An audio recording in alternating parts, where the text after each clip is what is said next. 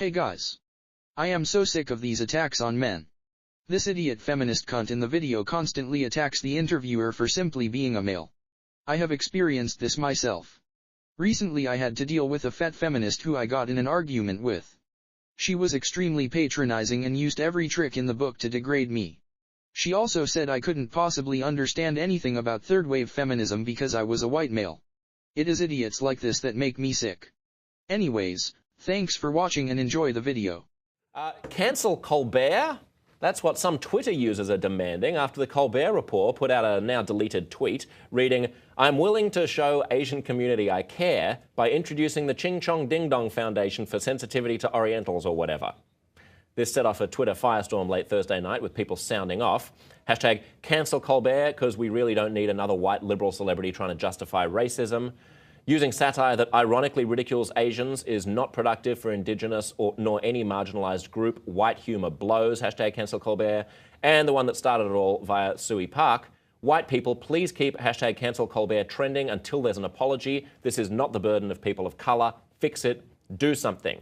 Joining us now is the author of that very same tweet, Suey Park. And also still with us is HuffPost politics reporter Jason Lincolns. Thanks for being with us, Suey. Of course. Thanks for having me. Why cancel Colbert?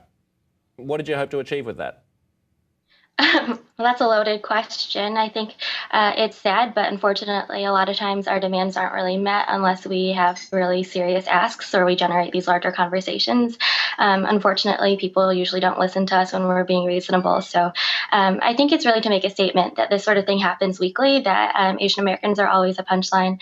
And so I think we're just trying to make a point that people will be held accountable the next time they do these sort of things. So just to clarify the context, the tweet was related to a segment that was lampooning Dan Snyder, who's the owner of a certain Washington, D.C. football team that has a racist name.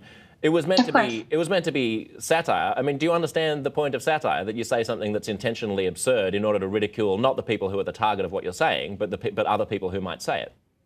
Of course I understand satire. I'm a writer. Wow. I think satire caters to the audience that you're speaking to, so it says something about what the audience finds humorous or acceptable when you're using those sort of jokes, and I think satire is supposed to punch up. So unfortunately, he's not doing that when he draws a parallel to Orientalism to make a point about Native American mascots. But isn't his point that there are lots of stupid racist people who, even in their attempt to be conciliatory on race, end up putting their foot in it and saying something dumb? I really don't think that we're going to end racism by joking about it. Like, I'm glad that the white liberals feel like they are less racist because they can joke about people that are more explicitly racist, but that actually does nothing to help people of color. Why attack a satirical attack on Dan Snyder's racism instead of just attacking Dan Snyder's racism? Well, if you're familiar with my activism or my work, I've been very vocal about Native American mascots. I went to the University of Illinois for my undergraduate career. We had Chief Illiniwek, and I was incredibly vocal about it, and I had the same sort of backlash. And that kind of backlash happens no matter what you're really attacking, whether it be, the word Oriental being used as a slur, yellowface, jokes against Asian American people, or if I'm really just talking about Native American mascots and Dan Snyder. I know I helped trend Not Your Mascot on Super Bowl night. To fight, the name Redskins and Not Your Tonto, and I had the same sort of backlash. So it really isn't fair to kind of individualize these things and ask why I'm not shifting my behavior. Because honestly, if white liberals cared about really getting rid of the mascot, there's a lot they can do to help organize or get involved besides caring about their joke. So for them, it's not really about whether or not the Redskins exist or whether or not racism is over. It's really about them feeling like they can't have fun anymore and feeling entitled to be able to laugh at things that aren't really funny. Jason, part of the whole gag here is the use of the term Orientalism, which is such a weird, old, loaded, it's a stupid word. But to get upset about the use of that word when it's in a satirical context strikes me as misguided. I want to take a look, though, at a tweet which Colbert Report has tweeted out. It says, for the record, Colbert Report is not as a white man, you don't really hang on, Suey, I'll come to you in just a sec. For the record, Colbert Report is not controlled by Stephen Colbert or his show. He is at Stephen at Home. Sorry for the confusion. Colbert himself has responded to some of the criticism on Twitter. Hashtag cancel Colbert. I agree. Just saw at Colbert Report tweet. I share your rage. Who is that, though? I'm Stephen at Home. Suey, you were just going to jump in.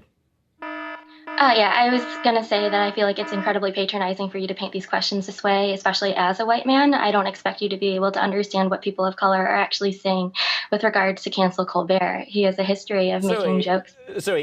Being a white man doesn't prevent me from being able to think, and doesn't prevent me from being able to have reasoned perspectives on things. Gotcha, bitch. I didn't give up my right to be able to have an intellectual conversation when I was born. I know, but well, white men definitely feel like they're entitled to talk over me. They definitely feel like they're entitled to kind of minimalize my experiences, and they definitely feel like they are somehow exempt and so logical compared to women who are painted as emotional, right?